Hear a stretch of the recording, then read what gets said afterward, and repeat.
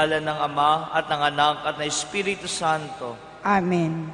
Ang pagpapala ng ating Panginoong Hesukristo, ang pag-ibig ng Diyos Ama at ang pag-ipagkaisa ng Espiritu Santo, nawa ay sumainyong lahat. At sumaiyo rin.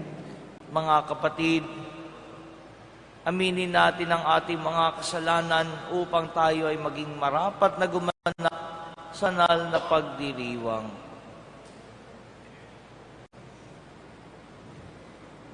Inaamin ko Sa makapangyarihang Diyos at sa inyong mga kapatid, na lubha akong nagkasala sa isip, sa salita, sa gawa at sa aking pagkukulang.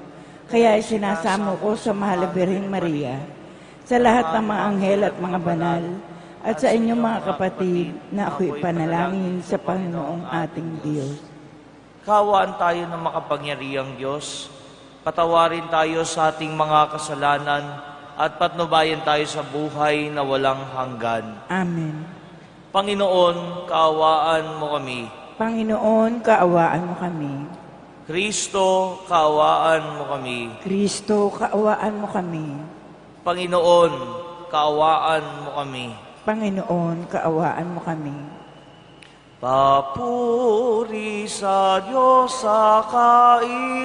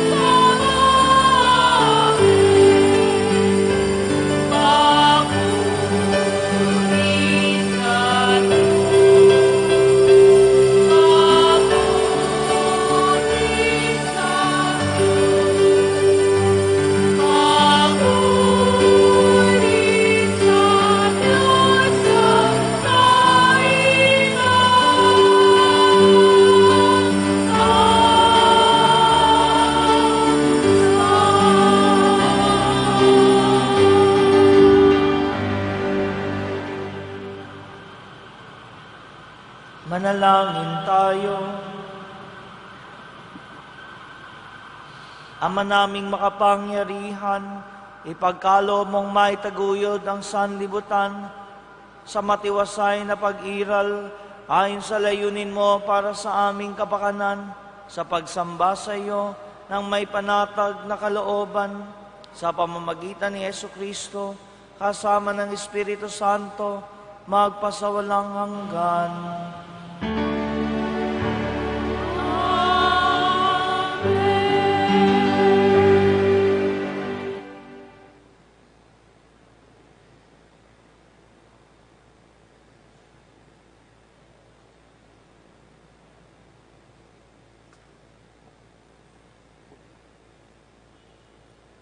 Pagbasa mula sa aklat ni Propeta Isayas.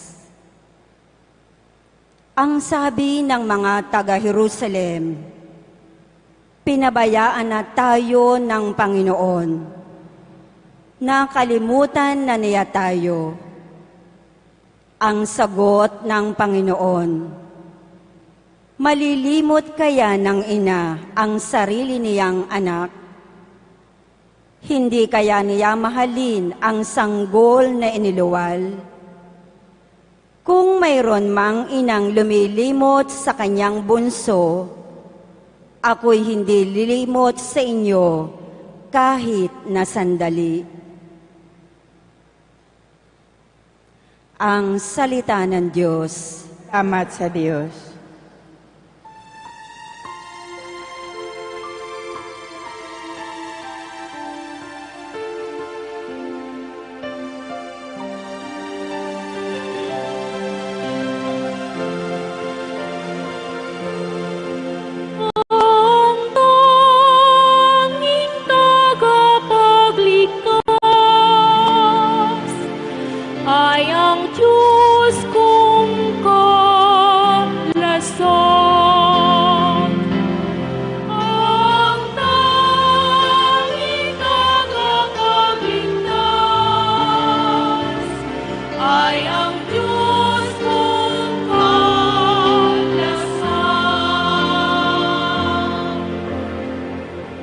Sa Diyos lamang ako tanging umaasa. Ang kaligtasa'y nagbubuhat sa Kanya. Tanging Siya lamang ang tagapagligtas, tagapagtanggol ko at aking kalasag. Akin ang tagumpay sa lahat ng oras.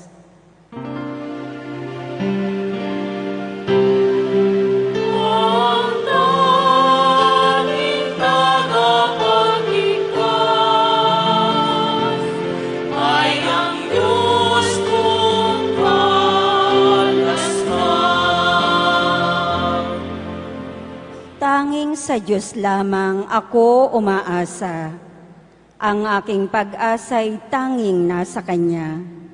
Tanging Siya lamang ang tagapagligtas, tagapagtanggol ko at aking kalasag. Akin ang tagumpay sa lahat ng oras.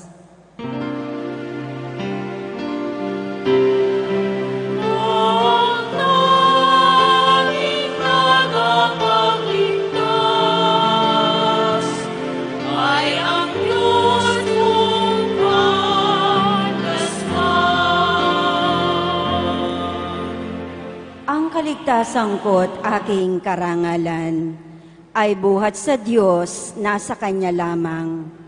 Malakas kung Siyang tagapagsanggalang, matibay na muog na aking kanlungan. Mga kababayan, sa lahat ng oras, magtiwala sa Diyos, sa Kanya ilagak. Ang inyong pasaning ngayoy dinaranas, Siya ang kublihang sa ati lulunas.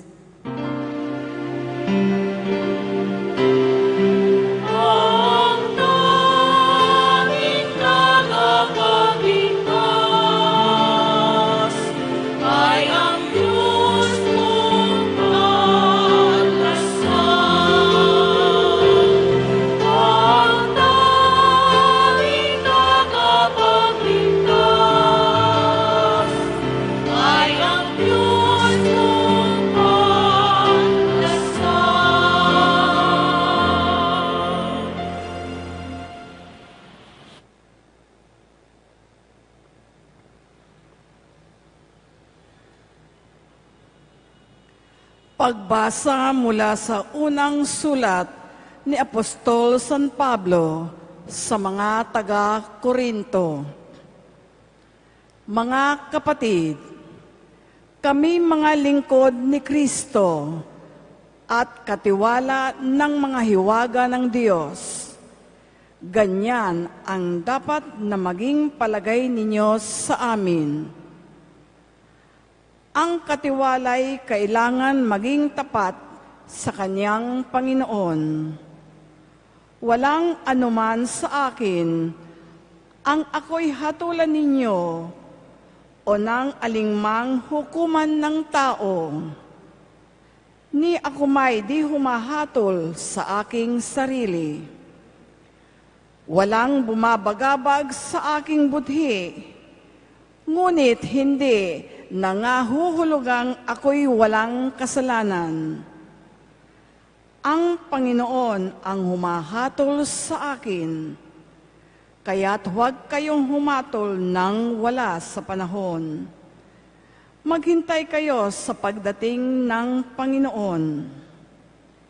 Ilalantad niya ang mga bagay na ngayon natatago sa kadiliman at ipahahayag ang mga lihim na hangarin ng bawat isa. Sa panahong iyon, bawat isa'y tatanggap ng papuring na uukol sa Kanya mula sa Diyos. Ang salita ng Diyos. Salamat sa Diyos.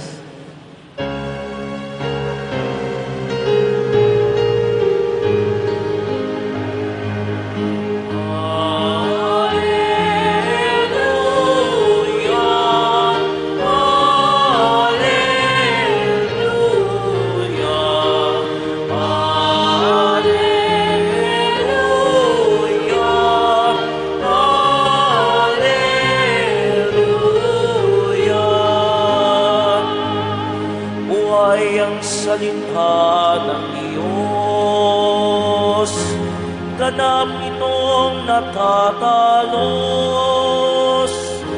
tanang ating nilolob.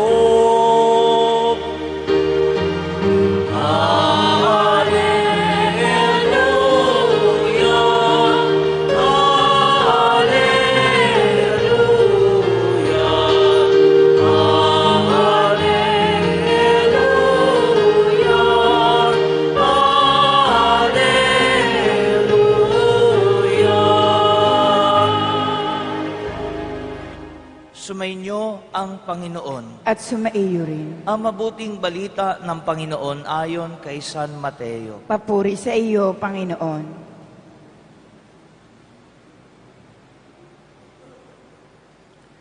Noong panahong iyon, sinabi ni Jesus sa kanyang mga alagad, walang makapaglilingkod ng sabay sa dalawang Panginoon, sapagkat kapopotan niya ang isa at iibigin ang ikalawa. Paglilingkuran ng tapat ang isa at hahamakin ang ikalawa. Hindi kayo makapaglilingkod ng sabay sa Diyos at sa kayamanan. Kaya't sinasabi ko sa inyo, huwag kayong mabagabag tungkol sa pagkain at inumin na kailangan ninyo upang mabuhay, o tungkol sa damit na kailangan ng inyong katawan. Hindi ba't ang buhay ay higit na mahalaga kaysa pagkain, at ang katawan kaysa pananamit? Masdan ninyo ang mga ibon, hindi sila nagahasik ni nagaani, o kaya'y nagtitipon sa bangan. Gayunman pinakakain sila ng inyong amang nasa langit. Hindi ba't higit kayong mahalaga kaysa mga ibon? Sino sa inyo ang makapagpapahaba ng kanyang buhay ng kahit isang oras sa pamamagitan ng kanyang pagkabalisa? At bakit kayo nababagabag tungkol sa pananamit? Isipin ninyo kung paano sumisibol ang mga bulaklak sa parang. Hindi sila nagpapagal ni humahabi man. Ngunit ito ang sasabihin ko sa inyo. Maging si Solomon ay hindi nakapagsuot ng kasing ganda ng isa sa mga bulaklak na ito, bangabat napakariringal ang mga damit niya. Kung ang mga damo sa kabukiran na buhay ngayon at kinabukas ay ginagatong sa kalan, ay dinaramtan ng Diyos, kayo pa kaya kay liliit ng pananalig ninyo sa Kanya. Kaya't huwag kayong mabalisa tungkol sa inyong kakanin, iinumin o daramtin, sapagkat ang mga bagay na ito ang kinahuhumalingan ng mga taong wala pang pananalig sa Diyos. Alam ng inyong amang nasa langit na kailangan ninyo ang lahat ng ito. Ngunit pag sumikaban ninyo ng higit sa lahat, ang pagharian kayo ng Diyos at mamuhay ng ayon sa Kanyang kalooban at ipagkakaloob niya ang lahat ng kailangan ninyo. Kaya huwag ninyong ikabahala ang para sa araw ng bukas. Saka na ninyo harapin kapag ito'y dumating, sapat na sa bawat araw ang kanyang mga suliranin. Ang mabuting balita ng Panginoon. Pinupuri ka namin, Panginoong Hesukristo. Mga kapatid, tayo'y nasa 8 linggo sa karaniwang panahon. At ang salita ng Diyos para sa araw na ito, lalo na ang mabuting balita, ay binibigyan tayo ng katuruan tungkol sa pag-aalala at sa pagiging balisa. Mahilig kasi tayong mag-alala.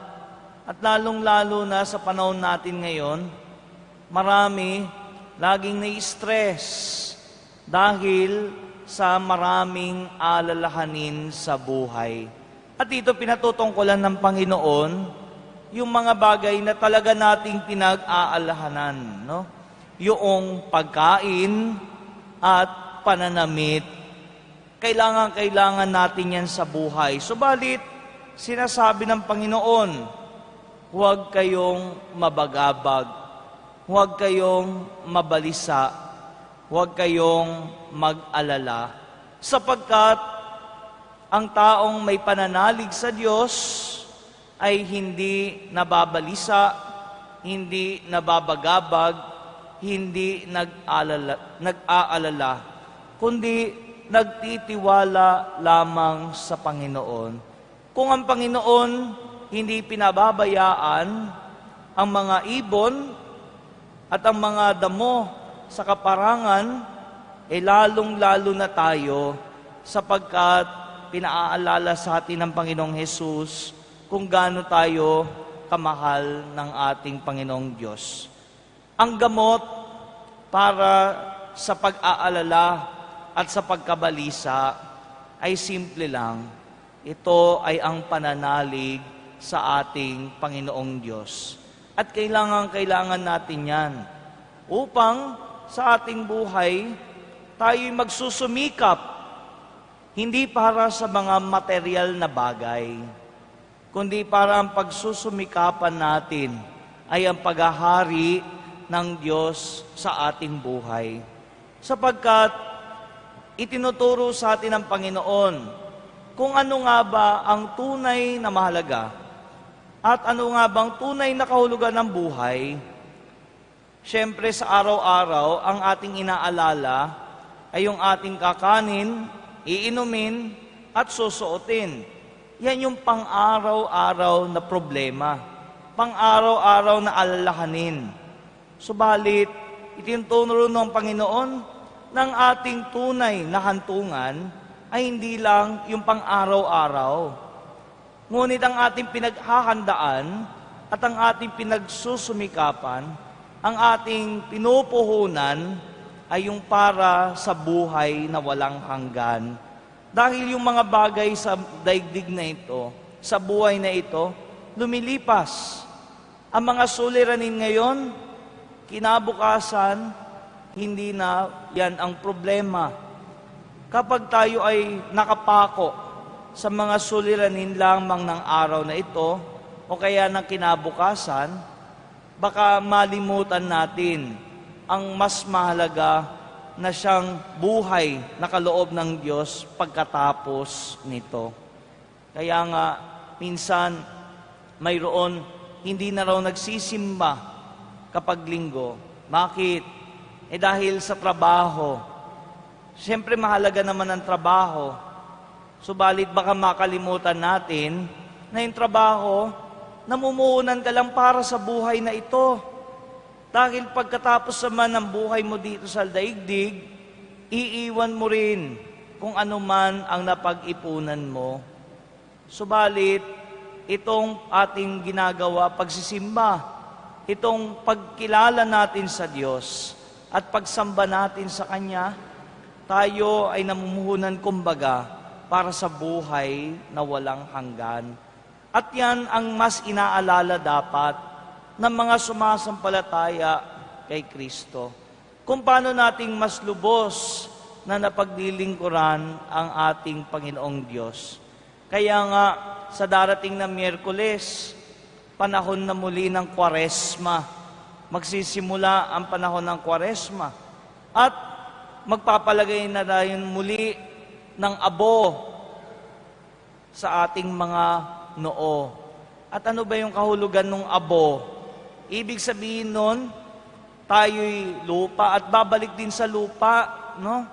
Kaya ibig sabihin, kung ano tayo, itong katawan na ito, iiwan din naman natin at ililibing sa lupa. Ngunit, ang ating kaluluwa ay muling bubuhay ng Panginoon at yun ang para sa buhay na walang hanggan. Kaya nga tayo nagtitiis pag Kwaresma. Di ba kapag Ash Wednesday, meron pang fasting and abstinence para paalahanan tayo na hindi pagkain, hindi ang mga material na bagay ang siyang punot dulo ng buhay na ito, kundi may pinaglalaanan tayo na mas mahalaga sa kabilang buhay. Kaya nga mga kapatid, sana mapaalahanan tayo ng salita ng Diyos para huwag tayong laging mabalisa, lalo na mga aalalahanin sa buhay na ito, upang sana ang ating pagsumikapan ay ang paghahari ng Diyos sa ating buhay. Ating pagsumikapan na lalong mapalalim ang ating pagsunod sa Poong Jesus Nazareno. Amen.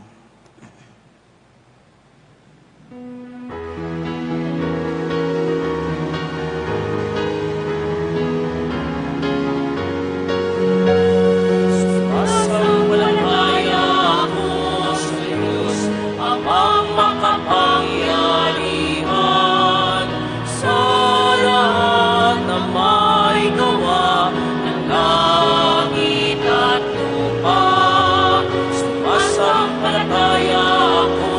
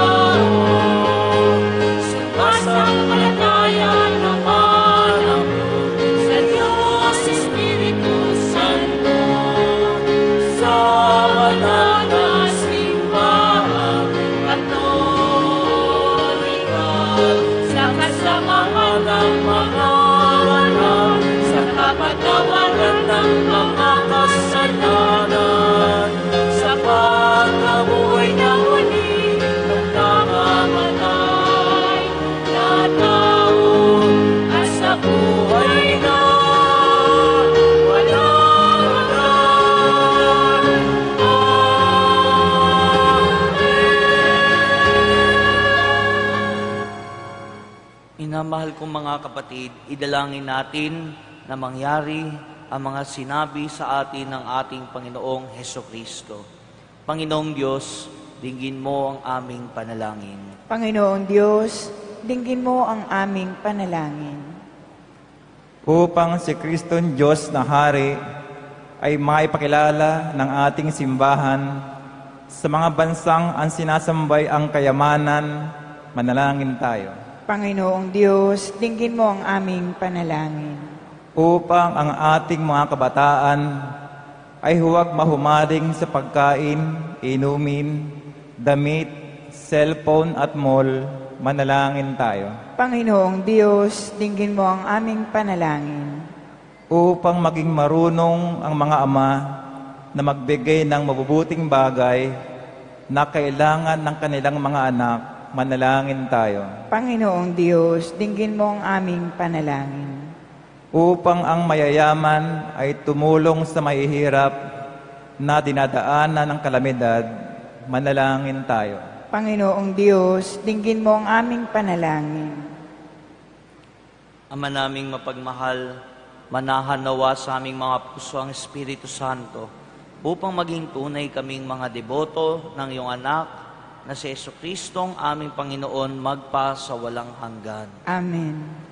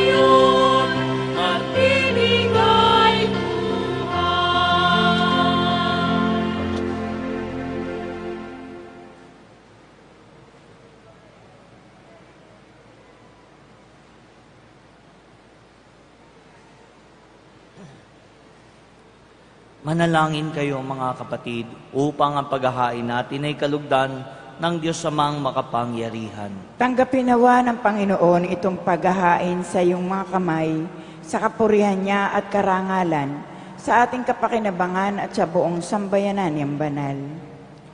Ama naming lumikha, ipagkaloob mong ang mga dapat ialay upang aming sambahin ang iyong ngalan. Kaawaan mo kami at pagbigyan upang ang iyong kaloob para kami makapaghain ay makapakinabangang bilang pagpapala mo sa amin sa pamamagitan ni Jesucristo kasama ng Espiritu Santo magpasawalang hanggan.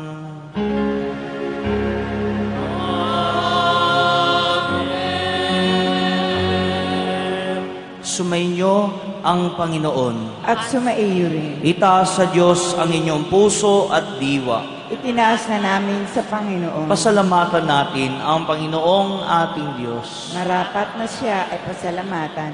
Ama naming makapangyarihan, tunay ngang marapat na ikaw ay aming pasalamatan. Nasa iyo ang aming buhay, pagkilos at pag-iral. Sa pamumuhay namin araw-araw, tinatamasa namin ang iyong pagmamahal. Sa pag-ibig mong ipinunla sa sangkatauhan, ang Espiritu Santo ay unang aning bigay ng anak mong naglagak sa amin ng katiyakang nakalaang mabuhay kami sa piling mo kailanman. Kaya kaisa ng mga anghel na nagsisiawit ng papuri sa iyo, nang walang humpay sa kalangitan, kami nagbubunyi sa iyong kadakilaan.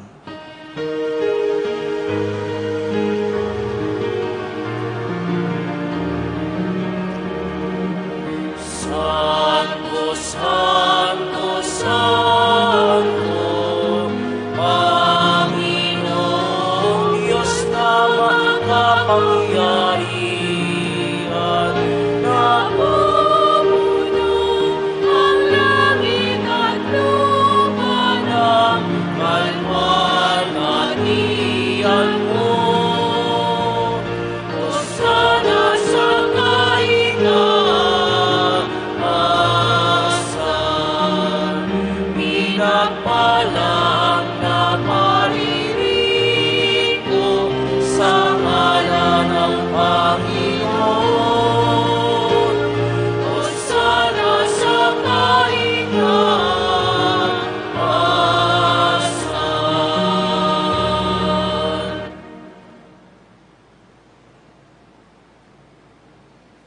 Ama naming banal, ikaw ang bukal ng tanang kabanalan.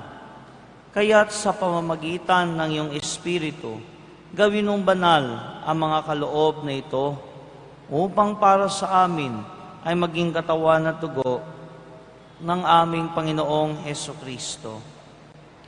Bago niya pinagtiis ang kusang loob na maging handog, hinawakan niya ang tinapay. Pinasalamatan kanya. Pinaghati-hati niya iyon, iniabot sa kanyang mga alagad at sinabi, "Tanggapin ninyong lahat ito at kanin. Ito ang aking katawan na ihahandog para sa inyo."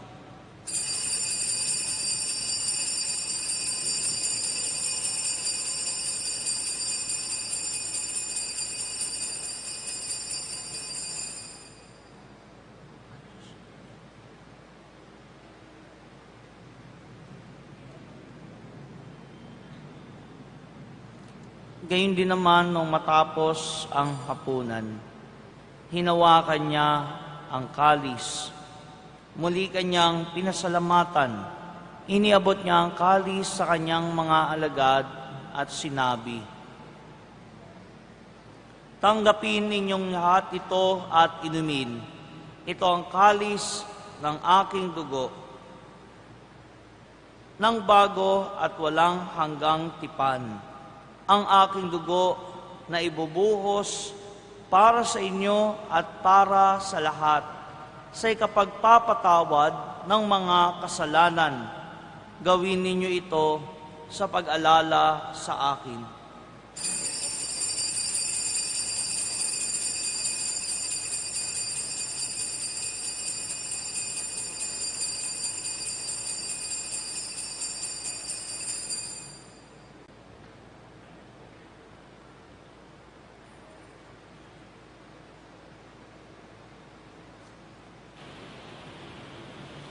Ipagbunyi natin ang misteryo ng pananampalataya.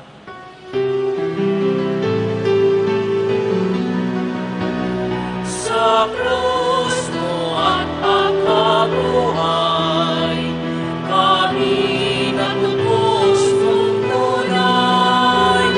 O Jesus, naming mahal, iligtas mo kami baral.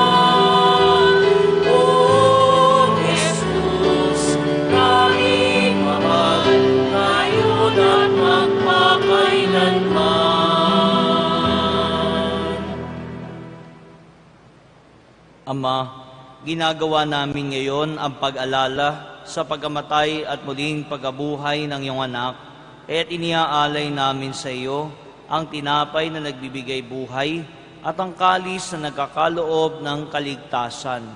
Kami nagpapasalamat dahil kami ay iyong minarapat na tumayo sa harap mo para maglingkod sa iyo. Isinasamo namin kaming magsasalo-salo sa katawan at dugo ni Kristo ay mabuklod sa pagkakaisa sa pamamagitan ng Espiritu Santo. Ama, lingapin mo ang iyong simbahang laganap sa buong daigdig. Puspusin mo kami sa pag-ibig kaysa ni Francisco na aming Papa at ni Luis Antonio na aming Obispo, ng kanyang katwang na Obispo at ng Tanang Kaparian. Alalahanin mo rin ang mga kapatid naming nahimlay na may pag-asang sila'y muling mabubuhay.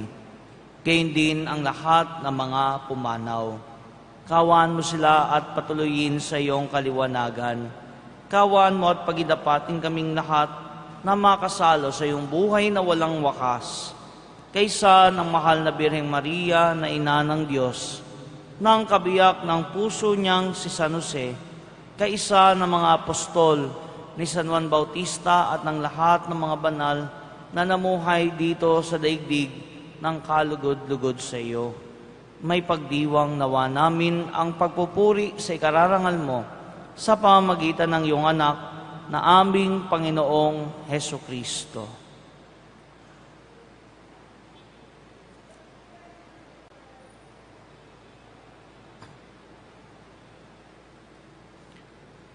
Sa pamamagitan ni Kristo, kasama niya at sa Kanya, ang lahat ng parangal at papuri ay sa iyo, Diyos amang mga pangyarihan, kasama ng Espiritu Santo, magpasawalang hanggan.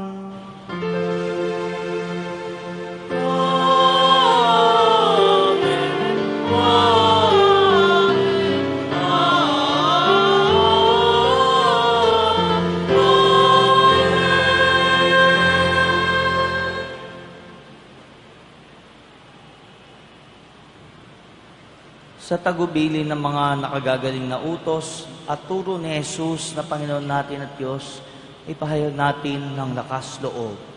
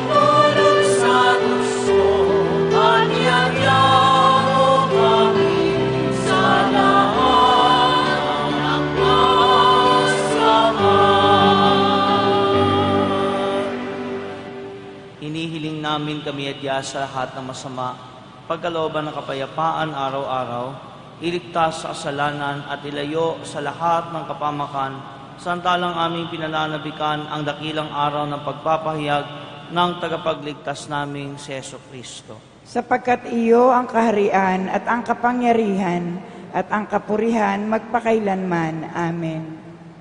Panginoong Jesucristo, sinabi mo sa iyong mga apostol, kapayapaan ang iniiwan ko sa inyo, ang aking kapayapaan ang binibigay ko sa inyo. Tungayan mo ang aming pananampalataya at huwag ang aming pagkakasala. Pagkalooban mo kami ng kapayapaan at pagkakaisa ayon sa iyong kalooban, kasama ng Espiritu Santo, magpasawalang hanggan. Amen. Ang kapayapaan ng Panginoon ay laging sumainyo. At sumaiyo rin. Magbigayan kayo ng kapayapaan sa isa't isa.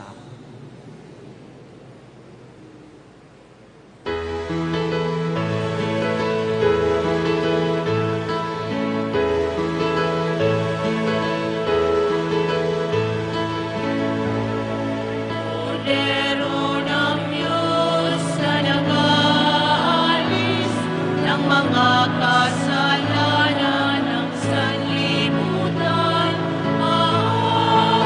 ka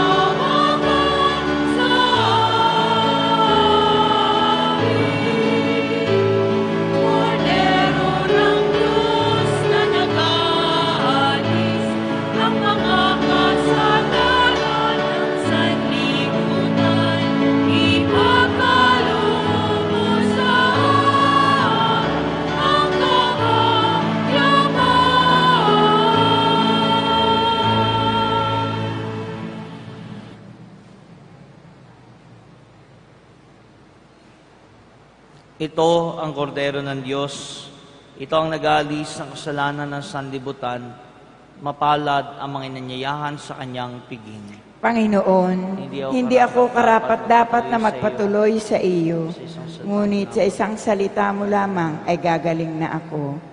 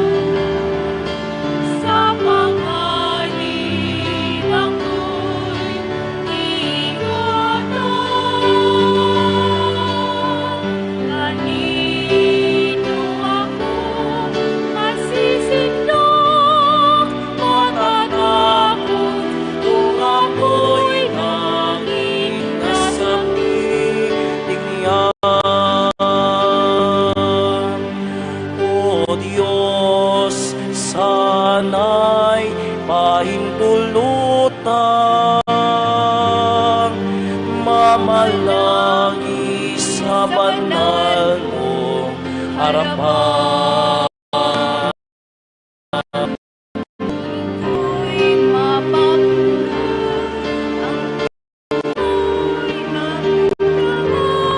Kadakilan mo tanay masaksihan, ang Panginoon ang aming taklan. Sa panganib ako'y iingatan. Kanino ako masisindak, matatakot kung ako'y laging nasa piling niya.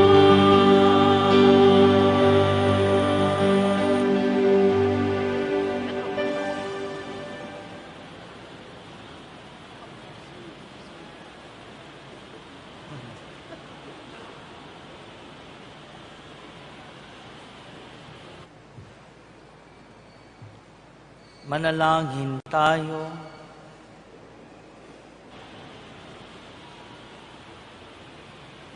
Ama naming mapagmahal, kaming iyong pinapakinabang ay iyong kawaan upang ang aming pinagsaluhan ay magdulot ng aming pakikilahok sa iyong buhay na hindi matatapos. Iniluluhog namin ito sa pamagitan ni Jesucristo kasama ng Espiritu Santo magpasawalang hanggan.